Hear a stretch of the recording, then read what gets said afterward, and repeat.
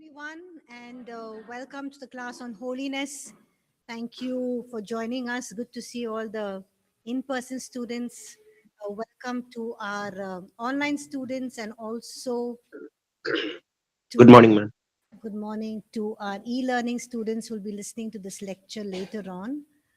I'm not sure whether the recording has already begun because I'm just seeing it buffering here. Okay, I think it's begun. Okay. So let's begin with a word of prayer. Can somebody lead us in prayer, please? Who lead us in prayer? Come on. One of you. Yes, anyone. Father God, we thank you for this wonderful morning, O Lord Jesus, as we are here to study your word, O God, study about your open our hearts, open our understanding, give us wisdom, knowledge, that we can understand your word, that we can um, understand how holy you are, and we can respond to this holiness, O God. Thank you, Father, for this wonderful morning. We commit our class into your hands, and I pray in mighty name of Jesus. Amen. Amen. Thank you. So I'll just quickly review what we have covered so far. We spoke about the need, the call to perfect holiness. Um, or we spoke about the need or the call to be perfect in holiness, both in the flesh and in the spirit. That means we are called to guard ourselves from wrong things, from the dirt, the filth, and the sin that is all around us, so that it does not affect us. And we are to grow in holiness and in the fear of God. Now, this is something that God works in us. This is something that He empowers us to do. So, first of all, we spoke about the Holy Spirit Himself. He is a spirit of holiness. He comes and does His work in us. He empowers us. He strengthens us. He helps us to overcome the filth of the world, or the filth that is around us, that would otherwise try to attach itself to us. Secondly, we spoke about the Word of God. As we keep listening to the Word, it cleanses us, it purifies us, and this is such a powerful truth. Now, for example, you might be sitting in a church service. There could be hundreds of people or even thousands of people around you, and all of you are listening to the same sermon, or you can be even listening to it online. Whatever is the case, you're listening to the word of God. And if there's something in your life that is not right, that is not pleasing to the Lord, as you listen, the word comes, it brings light, and you suddenly realize, that you need to correct that area of your life. You think, oh, I need to correct that in my life. And then you pray and say, God, your word has shown light in this area. I know this particular thing in my life is not right, it's not honoring in your sight, so please cleanse me, please take it out of me. So, what has happened is, through the word, something in your life or something in my life that was not right has been removed, and holiness has been perfected in us. Holiness has been perfected in me. So, it's a very simple process, but it's also a very powerful one. Almost all the time, when we listen to the word, something in us is being affected, something in us is being changed, something in us is being transformed, something is being corrected, something is being changed and transformed. And holiness is being perfected in us through the word of God. Then, of course, we also spoke about how God disciplines us. He lovingly corrects us by His word and by His spirit. And sometimes He even uses the people around us to speak into our lives. Okay. So He does all of this for our profit, for our benefit. He lovingly corrects us so that we can partake of His holiness, and we are trained by it. Okay. So this is an ongoing process. Sometimes the same issue keeps repeating in our lives, but as God trains us, we get better, at responding to His training, to His correction, to His rebuke, to how He's perfecting us in holiness. And we learn to recognize His correction more quickly, and we respond faster. Okay. So in that process, holiness is being perfected in each one of us.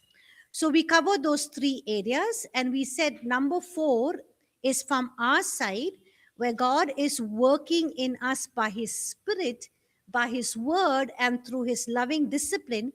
But from our side, he requires consecration. Okay. That is what we looked at yesterday. This is something God will not do for us. He wants us to do it. So consecration means when I say yes to his working, and he works his holiness in our lives, but we must yield to it. Okay. So that is consecration, and God, he calls us to consecrate ourselves. Okay. We also said that consecration can sometimes be painful, as we saw in Matthew chapter 5, verses 29 and 30. It might require cutting off something from our lives, so that we can present ourselves wholly to God. It can require cutting off or plucking out something so that we can present ourselves wholly to God. So anything that causes us to sin, anything that pulls us in the wrong direction, we remove it so that we can present ourselves unto God. And that is our response. And we said after that, there's a very simple test, without making things complicated, just a simple test to ask ourselves, whether we are truly walking on the highway of holiness. And what is that test? Whether we are walking in holiness, whether we are living in holiness. What is that test? Walking in love. Walking in love, yes.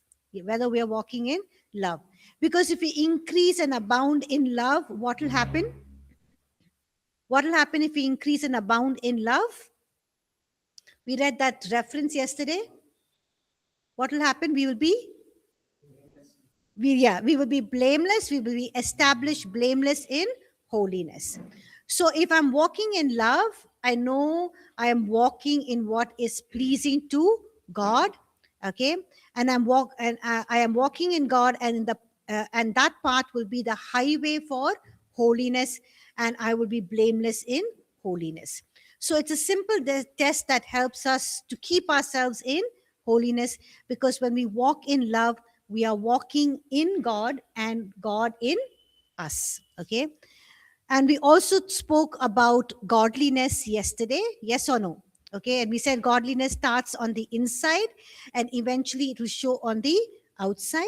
Yes, we will glorify God in what we do outwardly, with the kind of life that we live, in our attitudes, in our reactions, in the food that we eat, the things that we do. But it must begin with righteousness, peace, and joy that flows from the Holy Spirit in our inner person. Okay. And we ended yesterday's class by looking at 1 Timothy chapter 2, verses 9 and 10, and 1 Peter chapter 3, verses 3 and 5. And we see in these verses, the emphasis is again on what comes from on the inside. Okay. So and these passages say not to focus primarily on external things like apparel, like our dresses, what we are, our dress or our clothing, or on outward adornment, but, on godliness that comes from within. Okay. Which is an uncorruptible beauty of the hidden person of the heart. Okay. So when we looked at those verses, we understand those verses are specifically addressed to women and deal with clothing and adornment. Okay. But the principle applies to all of us. Okay. Both men and women are like. Our focus should be on godliness, on the beauty that is formed in the inner person, and we let that beauty express itself outwardly in the way that we live. Okay. So in these two scripture passages, even if I'm going slightly beyond the immediate context of those verses, the emphasis remains correct. What is the emphasis here in these two scripture passages? In 1 Timothy chapter 2, verses 9 and 10, and 1 Peter chapter 3, verses 3 to 5. What is the emphasis? The emphasis is, that godliness is something that starts in the heart. Okay.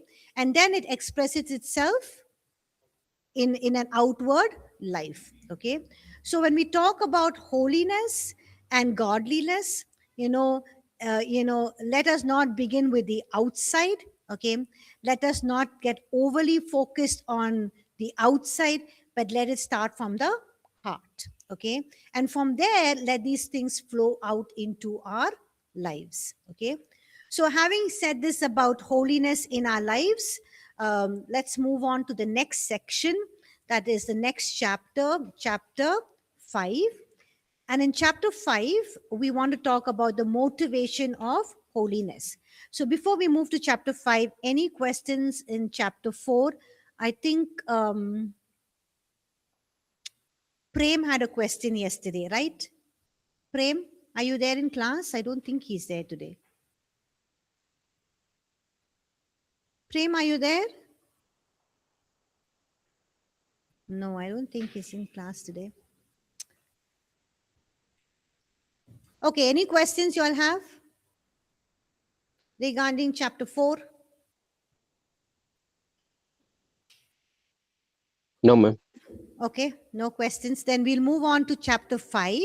Okay, where we talk about the motivation for holiness. Okay, now before we get into the further topics in this course on temptation and other related issues on that later on, it's important for us to first understand why holiness is important in the life of a believer. Okay, so why is holiness important in the life of a believer?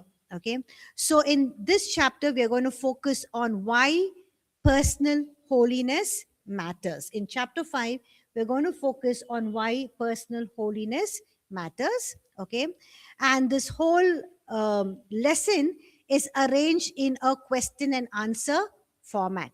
Okay, so now if you look at the church, what has happened in the church, especially over the last decade or the last 10 years or a little more than a decade, is this: that there has been a strong emphasis on the grace of God and the goodness of God. So if you look at the church, the last 10 years or a little beyond the last 10 years, the focus of the church has been more on the grace of God and the goodness of God.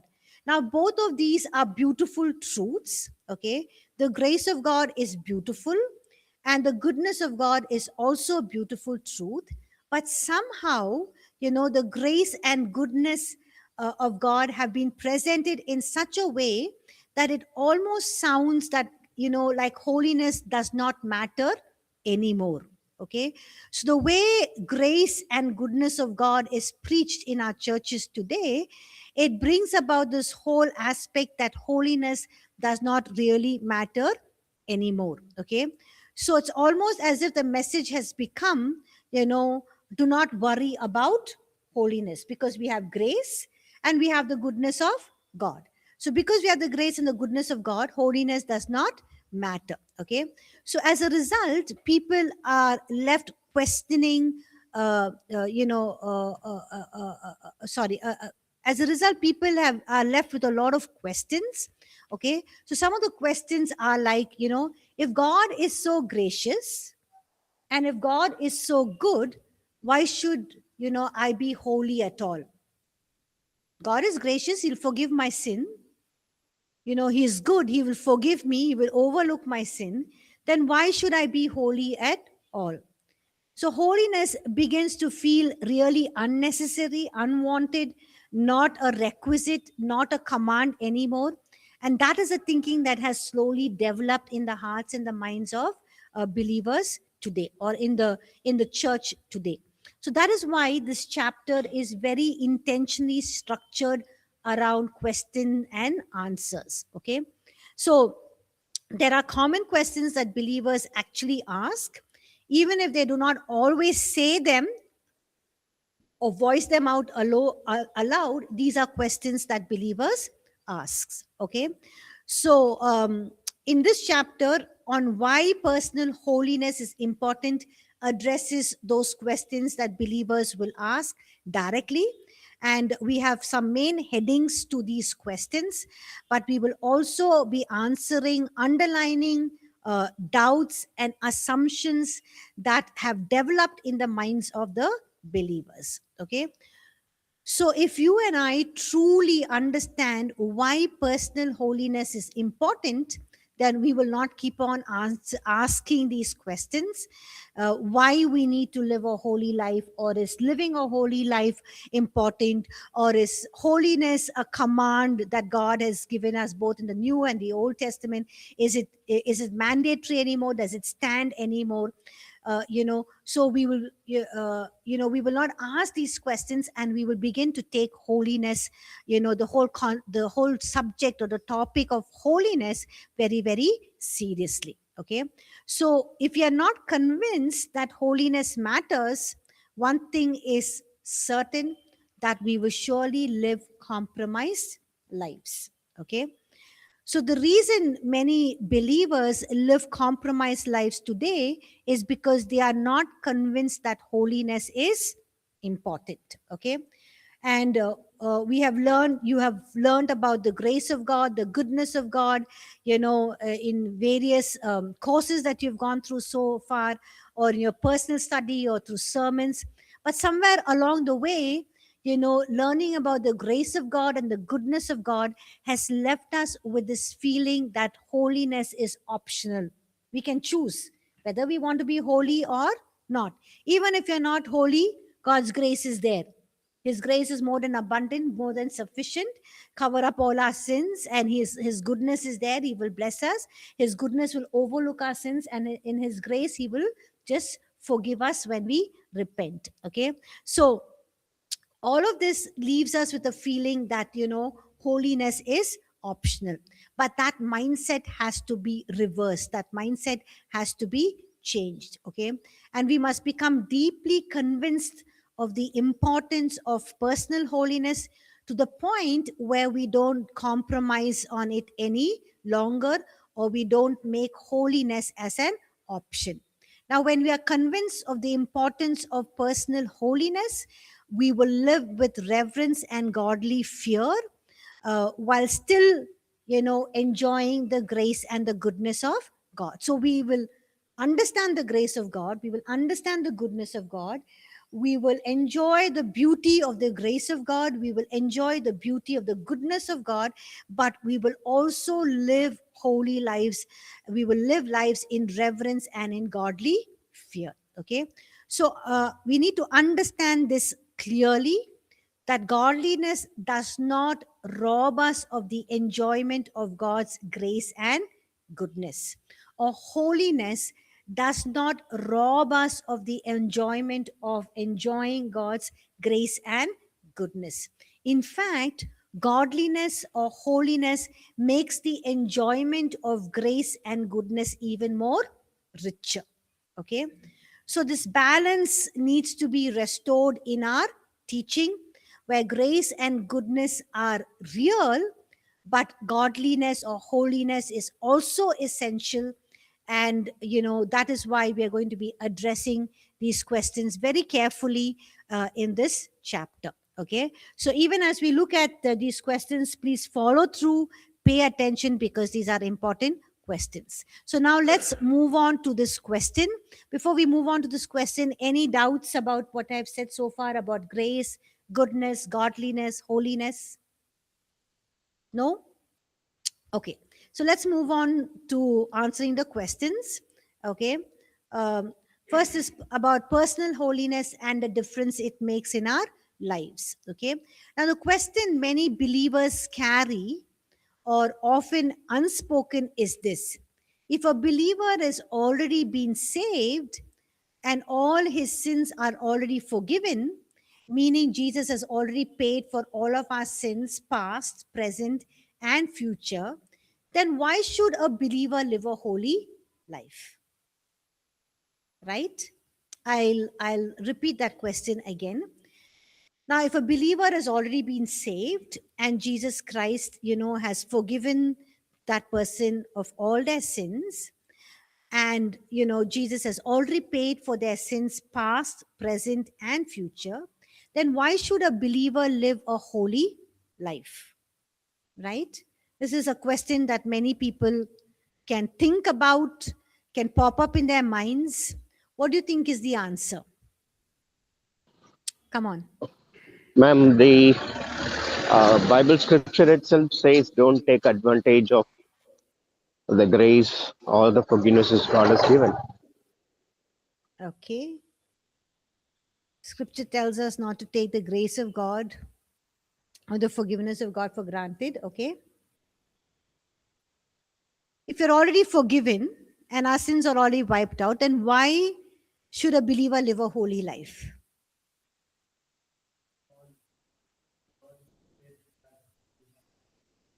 Because God said that we have to be holy as He is holy. Okay.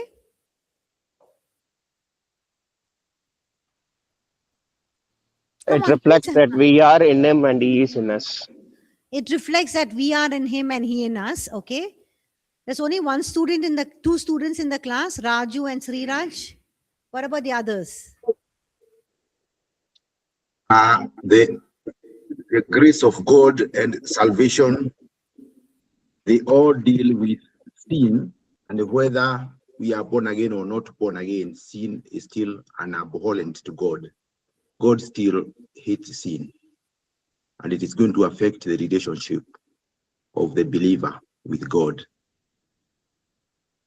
Can you please say that again, Samuel? I think our volume, let me try to check my volume. What No, we are your saying volume is that, is good. Your volume is good. okay, God's grace deals, deals with us graciously because of the problem of sin, and salvation is also a solution to our problem of sin. So whether we are saved or not saved, the abhorrence of God towards sin does not change, and that affects the relationship between man and God. Okay. Thank you.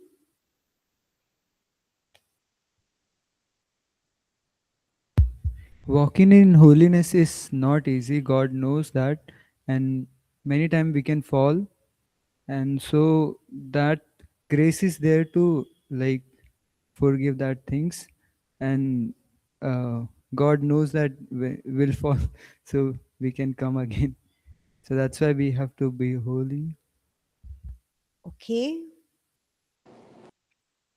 We need to take hold of all the attributes of God, not just take one and leave the other. It's grace, goodness, holiness, all comes this together. So I think we have to, when we look at God, we want all the nature of God in us, all the attributes of God in us. It's only then I think we can be more like Him. Okay. Actually, the grace of God and the goodness of God flows from what? Yes, it flows from the holiness, because holiness is His core nature, core attribute, and out of that flows everything. Remember, we studied that in the first, few classes. Yes. Okay. Thank you. Okay. So let's try answering this question. Yeah. Yeah. Go ahead. Go ahead. I was just thinking logically, like he has already forgiven our past sins and our future sins as well. So if he is inviting us to live a holy life, meaning he's inviting us to live in that place of being forgiven. Like you have no sin, so live in that identity or live in that place. Very good way of looking at it. When He's already forgiven you of your past, present, and future sin, then you're already forgiven. Sin has no hold on you. That means you're already living a holy life and continue living in that state of holiness. As simple as Also obedience, ma'am. Obedience is also obedience. Okay. Okay, so thank you all. Let's look at a few things here. Now, Jesus died on the cross. Okay, 2,000 years ago. He paid for the sins that we committed in the past, the sins that we commit now, and also the sins that we are going to commit in the future. Okay. Now, if the Lord tarries, and if that is true, then why does holiness still matter? Okay, is a question that we need to ask. Okay, so Jesus died on the cross 2,000 years ago. He paid for the sins we committed in the past, the sins that we commit now, the sins that we may commit years from now, And if the Lord tarries, that means if he still not come back again the second time, if that is true, then why does holiness still matter? Okay, so this is another important question. And there are some things that we must understand here that we cannot ignore. First of all, that sin affects our relationship with God. Okay, even though our position in Christ does not change, sin affects our relationship with God, even though our position in Christ does not change. Okay, so that these are two different things. Okay, now let me explain what I mean. As a believer, when we are born again, we are in Christ. Okay, that never changes. You do not move in and out of Christ. Once you are born again, you are placed in Christ, and that position of yours or ours is secure. Okay, that is our position. But relationship with God refers to our day-to-day communion with God. Okay, so you can be in Christ, your position can be in Christ, and you can still have a weak relationship with God, or you might have a very unstable or a very weak relationship with God. That happens when a believer is living in sin. Okay, so I'll repeat that again. Now, sin affects our relationship with God, even though our position in Christ does not change. Okay, so these are two different things. As believers, we are in Christ, that never changes. We do not move in and out of Christ. God has placed us in Christ, and that position is very, very secure. Okay, but our relationship with God refers to our day-to-day communion with God. Okay, you can be in Christ and you can still have a weak relationship with God. You can still be in that position in Christ, but you can still have a weak relationship with God. Why? Because when a believer is living in sin, they can have a weak relationship with God, but they still have that position. Their positioning is where? They are in Christ. So, position in Christ is a work of God's grace. It's because of God's grace that we are in Christ. Okay? But relationship with God is a daily experience that develops or depends on our walk with Him. So, our positioning of who we are in Christ, our identity in Christ, is the work of God's grace in our lives. But our relationship with God is a daily experience that depends on our walk with Him. Okay. So, how do we know this is true? We can see this clearly in 1 John. Now, John, the apostle, writes extensively about fellowship. Remember, this is the same John who writes 1 John, also wrote the Gospel of John. Okay, and he taught very deeply in the Gospel of John about being in Christ.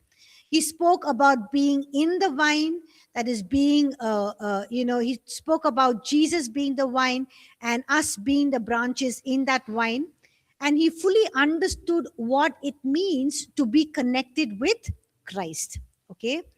And he also continues the same thought or this trend of thought when he's writing 1 John. But in 1 John, he says something very important. So let's look at 1 John chapter 1, verses 6 and 7. So can somebody please read 1 John chapter 1, verse 6 and 7, please? If we say that we have a fellowship with him and walk in darkness, we lie and do not practice the truth. But if we walk in the light as he is in the light, we have a fellowship with one another, and the blood of Jesus Christ, his son, cleanses us from all sins. Amen. Thank you. So he says we are called to what? What are we called to? What are we called to? Walk in his light. The first thing. We are called to fellowship with him. So if we have to fellowship with him, what should we do? We must walk in the light. Why should we walk in the light? Because he is in the light, yes.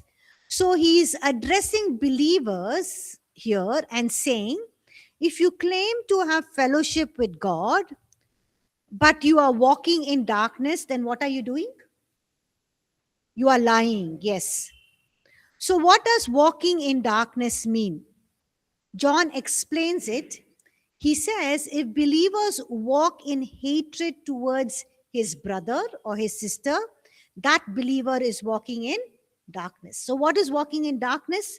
Here he's saying that if you hate your brother or sister, that means you're walking in darkness. Now, he's not talking only about obvious external sins, but he's also talking about hatred, right? Hatred is something in the heart, okay? So he says hatred itself is darkness. He also says if a believer practices unrighteousness, okay, that believer is walking in darkness, okay? So in such a state, what is happening when you're walking in darkness? What happens?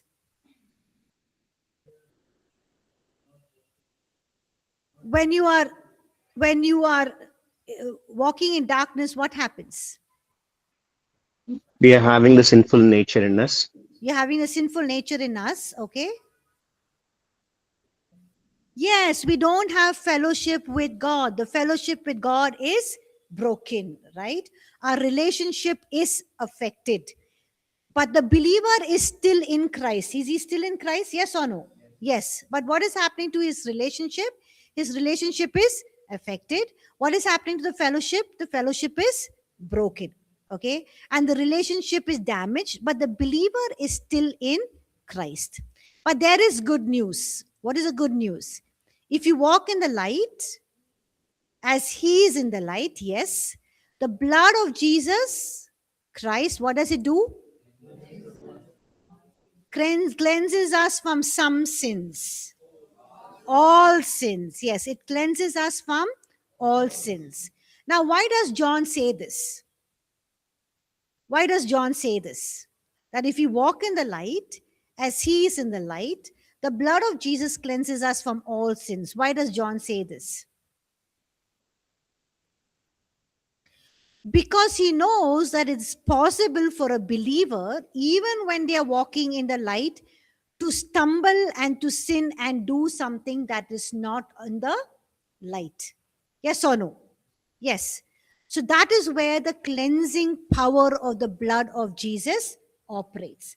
So our position is that we are in Christ, but because we are in Christ doesn't mean that we automatically live a life that is free from sin and perfect. No. That is where the cleansing power of the blood of Jesus operates. Okay. Then in verse 8 onwards in this same chapter, John explains about confession. He says, when we confess our sins, what is God going to do? He is faithful. Remember that verse, when we confess our sins, he is faithful and just to do what? To forgive our sins and cleanse us of all unrighteousness. Okay. So why should a believer live a holy life? One clear reason is this. Why should a believer live a holy life? One clear reason is this, because sin affects our relationship, or sin affects our fellowship with God. Okay. It does not change our position in Christ, but it deeply affects our relationship. That is why when a believer sins, his heart condemns him, right? His conscience says, hey, you have done something wrong. And what happens if our heart condemns us? Look at what John writes in the same book, 1 John chapter 3, verses 21 and 22. Can somebody read that, please? What does he say if our hearts condemn us? 1 John chapter 3, verse 21 to 22. Read. Beloved, if our heart does not condemn us, we have confidence toward God. And whatever we ask, we receive from him because we keep his commandments and do those things that are pleasing in his sight. Amen. So if our heart condemns us, then what happens? What is affected?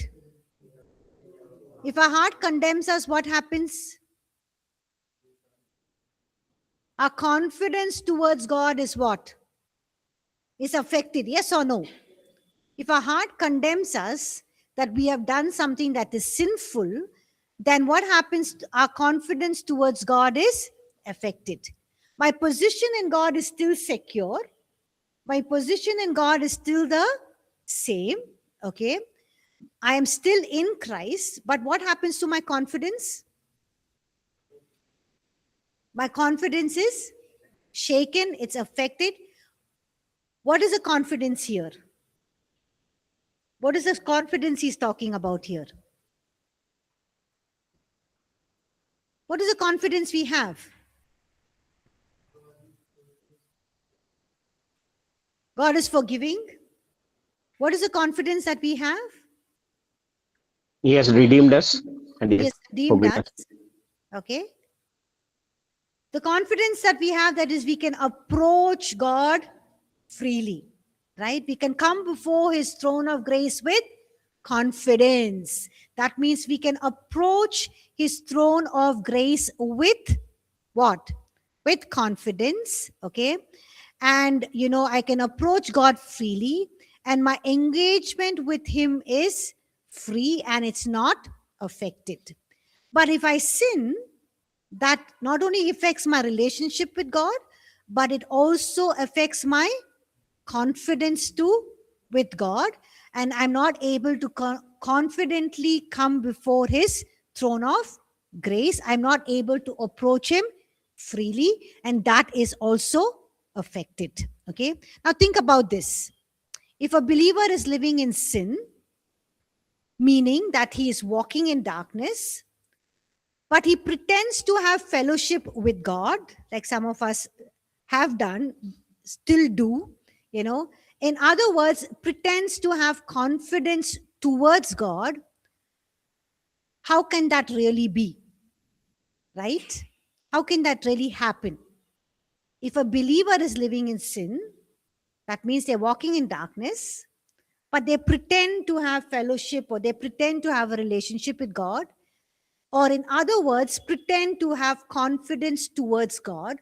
How can that really be? So, what is actually happening here? What is actually happening here? What is the believer doing? He's lying. He's lying to himself. He's deceiving himself. He's ignoring his own heart, right? So, this is the voice of the conscience. This is his heart speaking. But the believer chooses to ignore it and end up lying to himself and telling himself everything is fine. It's okay. I'm saved. I'm going to go to heaven. My position in Christ is secure. So what if I pretend to be holy or righteous? So what if I'm even lying, right? So he ends up lying to himself, telling himself that everything is fine.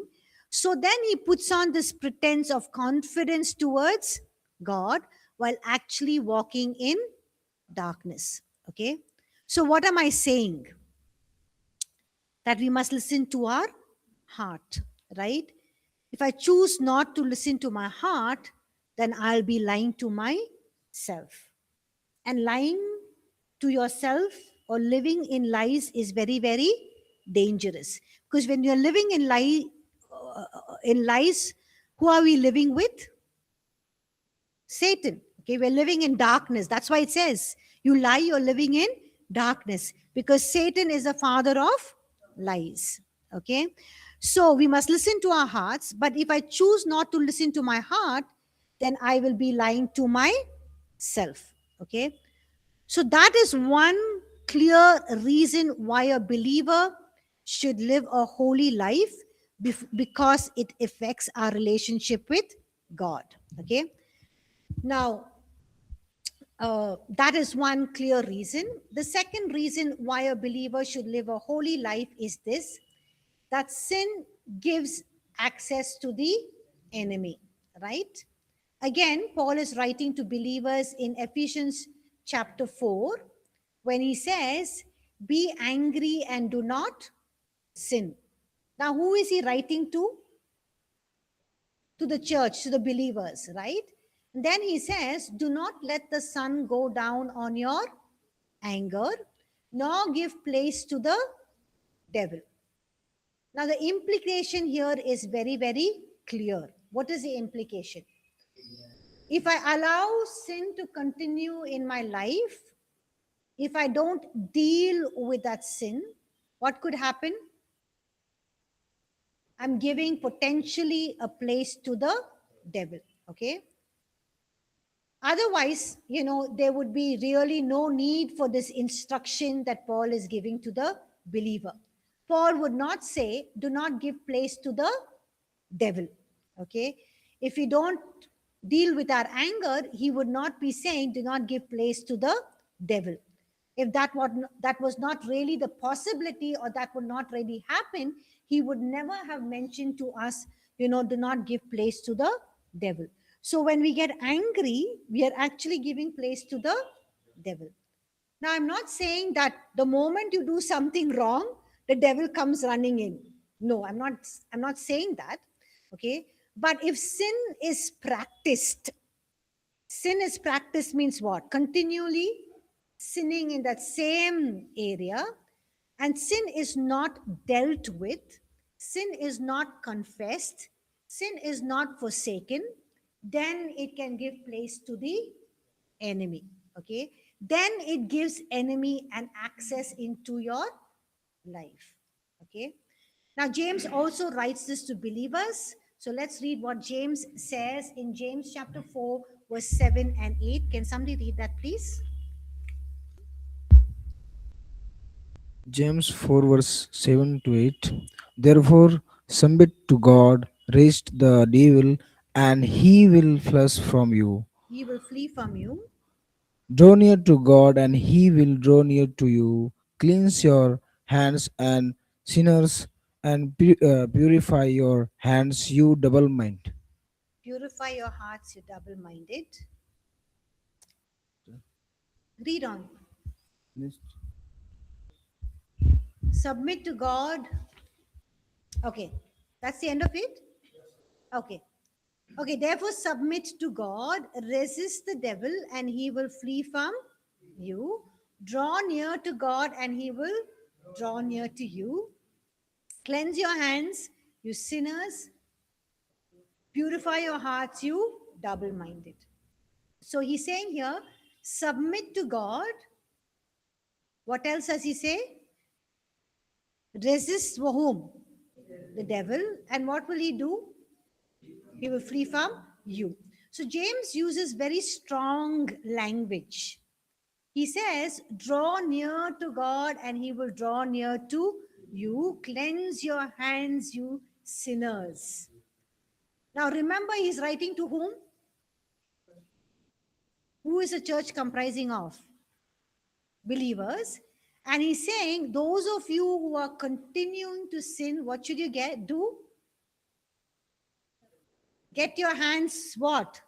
Clean and get out of the dirt, right? So these are strong words, but they are given in context. And he says, submit to God, resist the devil, draw near to God. But you can draw near to God, but you cannot draw near to God if you cannot resist the devil, right? And you cannot draw near to God if your hands are not clean. You cannot draw near to God if you cannot resist the devil and if your hands are not clean. And then he says, purify your hearts, you double-minded. That means what? He's saying be single-minded. That means he's saying, by saying be single-minded, he's saying be fully persuaded. That means become committed in your heart, become fully persuaded that you are not going to give in to the things of the world, or things that are evil, or things of the flesh, or things that are sinful. Do not be divided in your heart. Okay, so he's saying be single minded, become fully persuaded, become committed in your heart. Do not be divided in your heart. Now, in the earlier verses of James chapter 4, he explains what double mindedness looks like. He says, if you're trying to be friends with God and friends at the same time with the world, a little of God and a little of the world, it cannot happen. You're double minded, right? So, taken in context, submission to God is basically drawing near to God. Submission to God is also resisting the devil, and also requires a believer to keep his hands clean and his heart pure. Okay, so that is what in this context submission to God means. Submission to God here means drawing near to God. It means resisting the devil, uh, and resisting all that the devil requires, and also that a believer keep his hands clean and his heart pure. Okay, so if our hands are not clean, if our heart is not pure, then we will not be able to do these things. We will not be able to draw near to God. We will not be able to submit to him. We will not be single minded. We will not live a holy life. Yes, we all will struggle to submit to God. We will struggle to resist the devil. We will struggle to, draw near to God, but we need to make a choice. We need to be single minded, and we need to say that, I will submit to God. I will resist the devil. I will draw near to God. Okay. So that is the second reason. Now, the third reason we must understand is this, that sin affects our effectiveness in ministry. Okay. The third reason is that sin affects our effectiveness in ministry. We'll stop here because we won't be able to move ahead in this point. Any questions so far? Any questions so far?